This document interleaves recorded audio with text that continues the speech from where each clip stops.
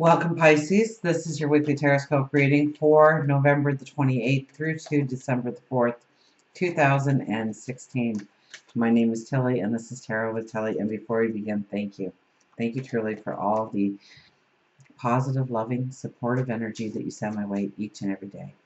Now, let's see what the energy is going to be for you this week.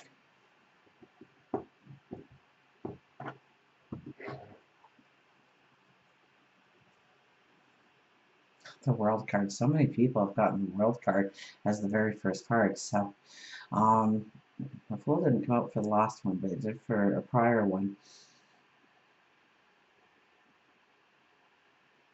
Now, the World card is you've come full circle, and you are ready to step into new opportunities, new adventures, new ways of doing, thinking, creating, being. But there is a call to put some closure on some things, endings, healing perhaps. We don't want to take old baggage with us into new energy, and I almost am getting this card, especially in the first position for people. You know, we are leaving, we're ending a year here where it has been a 9 energy, 2 plus 0 plus 1 plus 6. 2016 is a 9 energy. And so it's all about completions. It's all about ending chapters. It's all about healing so that we can go forward into new. Okay, 2017 adds up to 10. We deduce it to a single digit, which would be 1. And that's the new adventures, the new beginnings, the new starts, being the pioneer in something, starting something new, creating yourself in some way. So this is a very strong and pivotal week for you. Seven of Wands is definitely making a statement. The Emperor, so you are strong, you are balanced, there's a plan. The Hierophant crosses over the Seven of Wands, and we're going to stop there.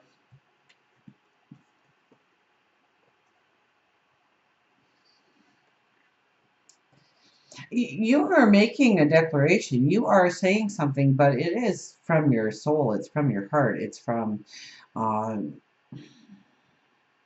your heart center. And your intuition is mixed up in there. Your spirituality in some way is connected to this. Now, you could just be saying this to yourself. Chances are, though, you are saying it to other people, how you want to move forward. But there is a love or a compassion or a humanitarianism that's connected to this. There's a spirituality that is connected to this. So it is not just change in job or lifestyle or living arrangements or, you know, whatever the situation may be, but it encompasses who you are, what you stand for. And then we have the Emperor.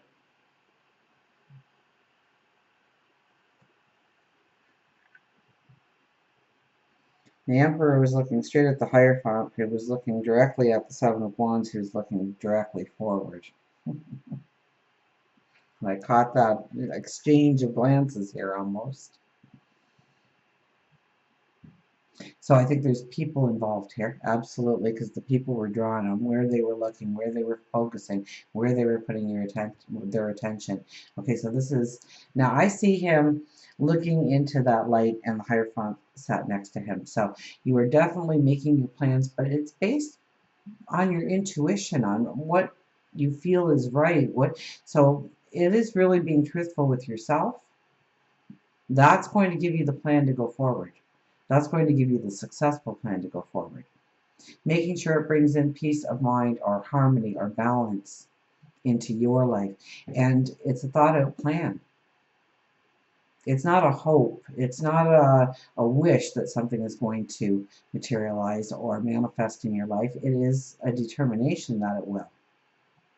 That you are passionate about it, that you are putting your energy into it, your determination into it, your perseverance into it. Whatever this is. It could be a relationship. It could be a job. It could be a career move. It could be your stature in the community. It could be taking a relationship to another level. But you are the diplomat. You are well-grounded. And he is the highest intuitive there is in the deck with the Empress.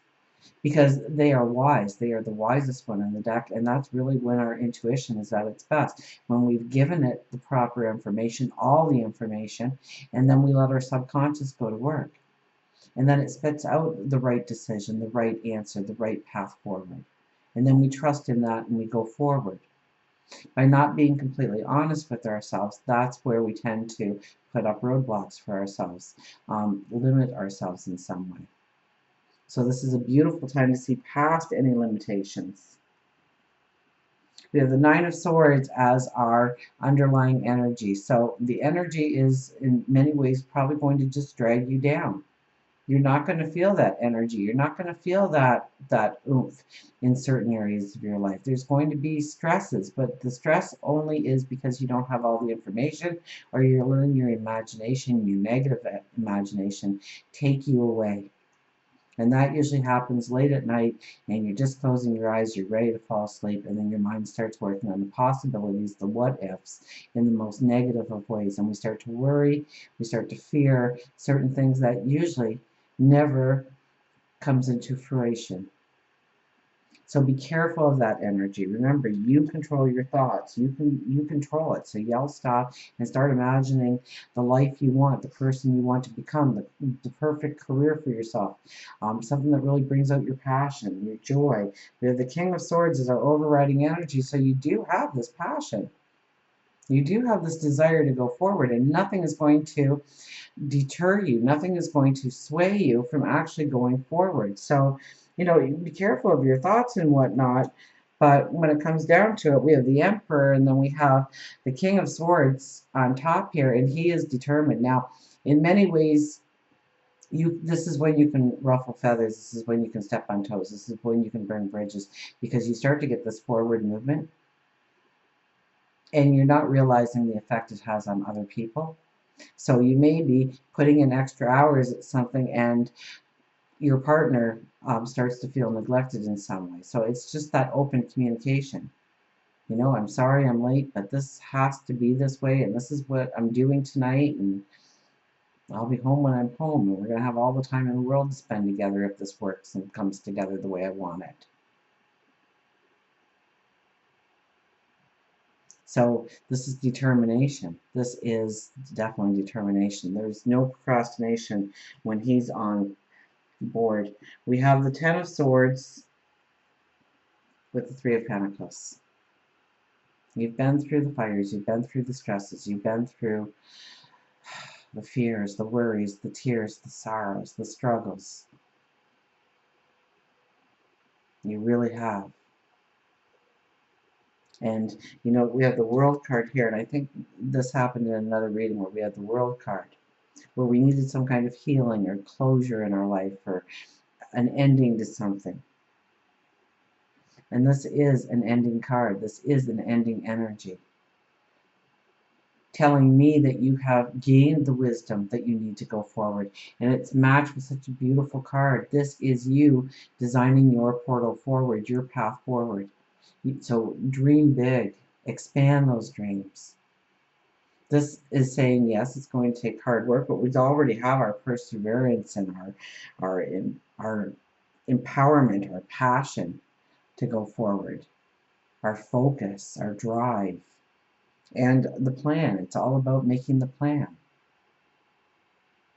So you hold the paintbrush to your tomorrow, and you know it's going to take work, and you know it's going to take dedication and determination. And you don't care if anybody else is watching, although they probably are. So you've been through the struggles in order to gain the wisdom. So now it's time to use that wisdom, implement that wisdom. Many times with the World card, it's a cycle. And if we make the same decisions, if we didn't learn, well, we learned from the wisdom, but we didn't apply the wisdom, we end up in the same cycle, learning the same lessons over again under new situations. So this gives you an incredible potential to break free of some kind of past pattern or subconscious act that you always did that landed you in the exact same spot again. For work and career, we have the Three of Swords. Are you not happy where you are? Are you not doing what you truly want? Do you need a new opportunity? I see the sky breaking through here, so I'm not too worried about you. If you find out that a job isn't for you, or you're not finding the happiness in the job, this is a beautiful time to reach out, look for new opportunities. I bet you they're around, because I see that sky breaking, the sun coming through, and there you are rejuvenating yourself. So wherever you're finding the stresses in work, maybe it's finding work, maybe you haven't been able to find something in a long time, this is where the sky opens. This is where the sun comes through. This is where you get rejuvenated. This is where you can step into new opportunities. I don't get this at all as a heartbreak card in the long run. It's for your better good, whatever does happen. So there could be an argument at work. You could go home, you could have that sleepless night thinking of all the ways you could handle it and what you could have said and how wrong it is and how everybody's not going to like you now at work because of what you said, and you end up being the champion. They end up listening to your voice. They end up seeing your passion. They end up seeing the direction you want to go. And nothing really came of it except good and positive, but you may see it as a negative. For love and relationships, you've got the Nine of Cups here. What do you want? What's your dream? What's your desires? This is saying it can be how you want a relationship to look, what relationship that you want to walk into, the relationship that you're in, and how you want it to be strengthened, or how you want to be treated within a relationship. This is a beautiful thing to put beautiful affirmations on and work towards that perfect relationship. And I don't know if there's such a thing as a perfect relationship, because I think we are always evolving. But where you find happiness, where you find contentment, where you find peace of mind, where you feel that you are a part of a team, where you feel that there's a connection so strong it can never be broken. And until we meet again, remember, I do love you.